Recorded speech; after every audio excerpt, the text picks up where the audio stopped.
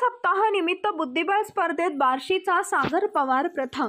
Major Dhyanchand यांच्या जयंतीनिमित्त धाराशिव जिल्ह्यात क्रीडा अधिकारी कार्यालयाच्या वतीनं क्रीडा सप्ताहाचे आयोजन करण्यात आले होते। यात बुद्धिबळ स्पर्धेचे आयोजन जिल्हा बुद्धिबळ संघटना व खिदमत-ए-खल्क फाउंडेशन यांच्या संयुक्त विद्यमाने आयोजित स्पर्धेत उद्घाटक माजी जिल्हा शल्यचिकित्सक डॉक्टर इस्माईल मुल्ला, फाउंडेशनचे अध्यक्ष शेख नुरुद्दीन, बख्तियार काजी, डॉक्टर बुर्ले, डॉक्टर वाघमारे, भगवान थोरात, सचिव शेख जावेद, तांत्रिक समिती प्रमुख गोपाळ भोसले, महेश स्वामी, ॲडव्होकेट अनिल उमरे यांच्या प्रमुख उपस्थितीत स्पर्धेचे उद्घाटन करण्यात आले।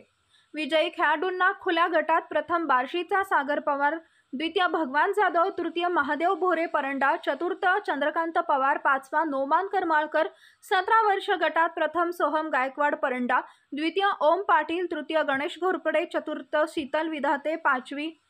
वैभवी जाधव कळंब, 14 वर्ष गटात प्रथम प्रथमेश थोरात, द्वितीय सार्थक उमरे, तृतीय श्वेता चौधरी वाशी, चतुर्थ प्रगती वैद्य वाशी, पाचवी तेजस्विनी माळी कळंब, 11 वर्ष गटात प्रथम अक्षरा तोडकरी, द्वितीय समर्थराव, तृतीय अर्जुन वाडकर, चतुर्थ राजनंदिनी चौधरी वाशी,